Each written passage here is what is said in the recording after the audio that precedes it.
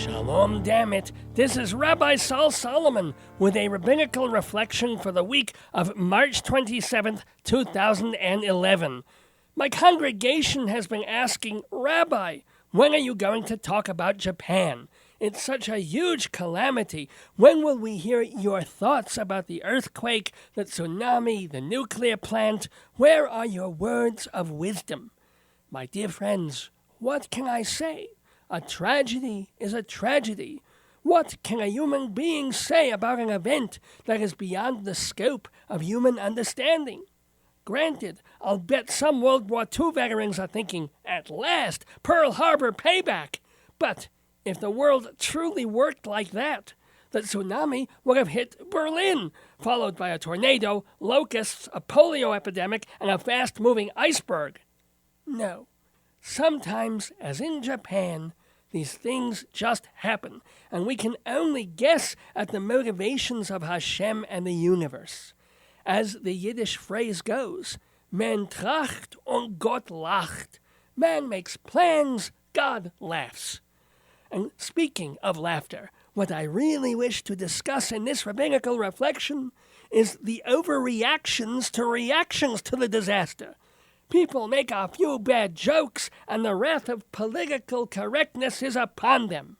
I speak specifically of Gilbert Gottfried, beloved voice of the Aflac Duck. He's fired from that job because of his Twitter tweets, or in his case, quacks. He makes a joke about breaking up with his girlfriend, but it's okay because, as they say in Japan, another one will be floating by any minute. This is funny. It amuses me. But even if it didn't, Gilbert Gottfried is not a psychologist. He's not a scientist. He's not a school teacher. He's a comedian. And he's a comedian best known for making another funny joke that bombed about September 11th, and then saving the evening by telling yet another joke, The Aristocrats, the most vile, crude, sexually explicit, violent, vulgar, perverted, disgusting joke ever written. And if you want to hear it, give me a call on my cell, because I have my own version and it kills. Not to give it away, but in mine, the father brings in 2 camels and an enema bag. Priceless! But getting back to Aflac, the insurance company does a lot of business in Japan.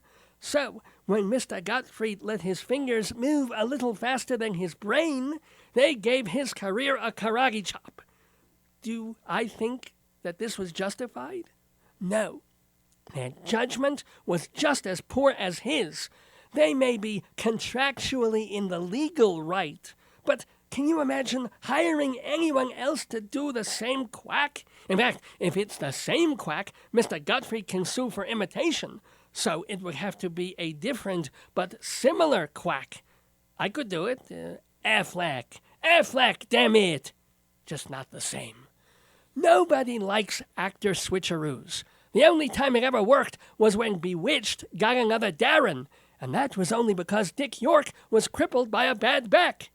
I only hope if they do hire another actor, Aflac's campaign is crippled by a bad hack. Now, I'm all for sensitivity. To quote Mel Brooks, I've got sensitivity coming out the blowhole. But I'm tired of political correctness running amok, from NPR to Charlie Sheen to that anti-Semite French designer.